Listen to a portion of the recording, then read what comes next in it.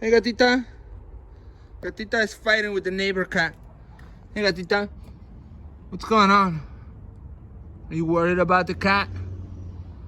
Hi, gatita. Hi, gatita. What's up, my friends? My gatita is fighting again. But I want to show you briefly this Bromeliad archway is 2 years in, and it has evolved, and I have learned, and now the grapes have been all harvested, and I removed all the plants out and I started replacing them, putting them back with further knowledge of how I understand these plants to what they want. If you don't know, these plants are epiphytic, which means that they grow on top of other plants. And what I did here is I mounted a structure. We still see some bare spots here.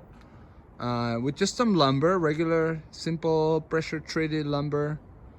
And I trained 2 grapevines, a Chardonnay grape here, which is so delicious, but it has seed.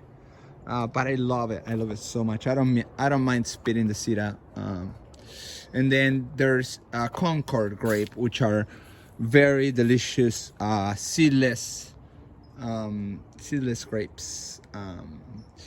And the Concord grape is very aggressive, so I pruned it back pretty hard.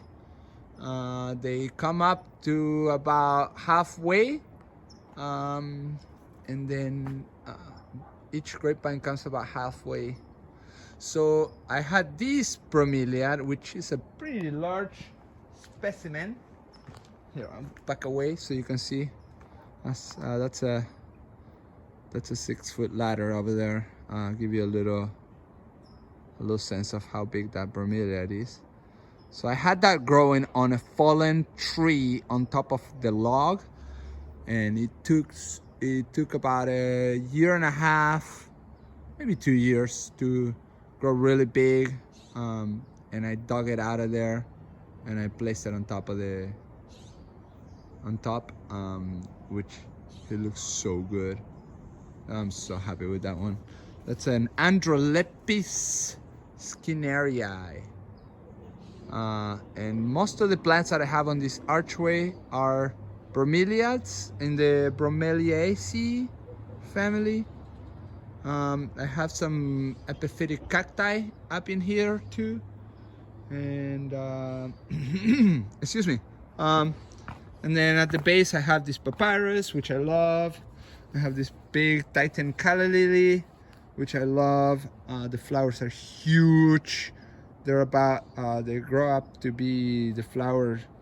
It's not a flower, it's an inflorescence. The inflorescence grows to about 5 foot tall, and it's about a foot wide, 30 centimeters or so.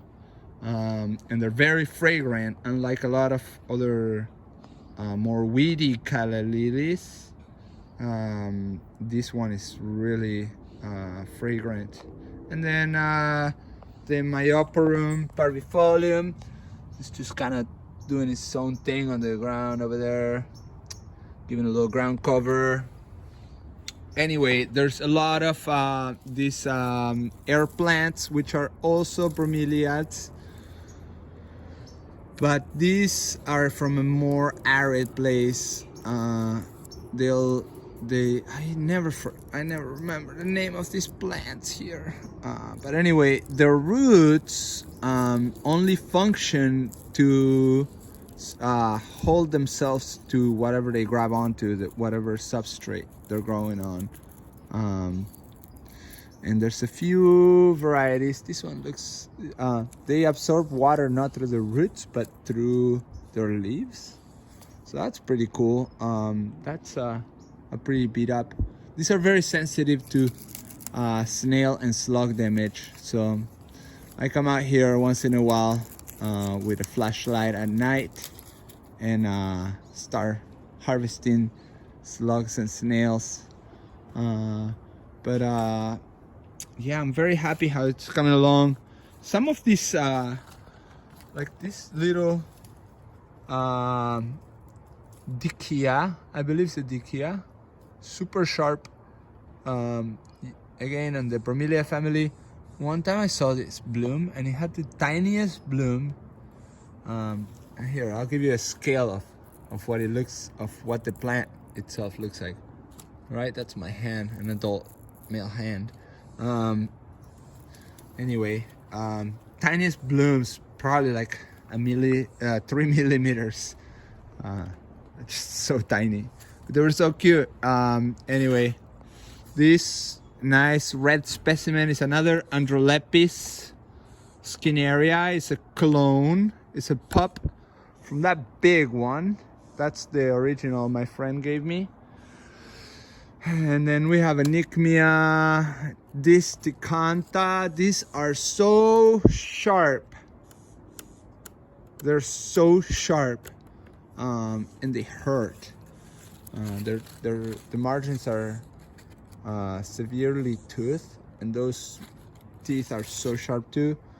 The Androlepis is also toothed in the margins, but it's not. They're not as terrible as the Nycmea. So I have an Nycmea there. These are the bigger specimens. They get bigger. One there, and the Androlepis, Nycmea, Androlepis, Nycmea.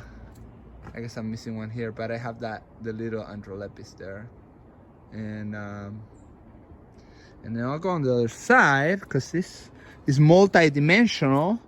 I have been adding just driftwood and things, you know, just dead wood crutches. And then I got a little smarter, and I had a bunch of these wire baskets, and I placed them in there, and now I'm able to fill them in with other bromeliads that just sit on the baskets, and they're just happy to do that. So this is the northern facing side. It gets sun in the morning, and then it gets shade in the afternoon. Once the sun goes past midpoint, they get shade from the other bromeliads that are more sun tolerant. So it's been a little bit of a project to really find out what can tolerate sun and shade, what can tolerate morning sun but not afternoon sun. And I had some cool plants that really just were not happy, and I had to move them along. And some plants that got snail damage, and I had to compost them because they were done. Some plants that got very colorful. Let's go back to the cat fights. This is super fun to watch them. Let's see what they say. We'll come back to there. What are you guys doing? Okay, I have Ethan calling me. So anyway, guys, plant more trees, plant more cats, and see you in the next video. If you like this video, smash the like button and subscribe. Peace.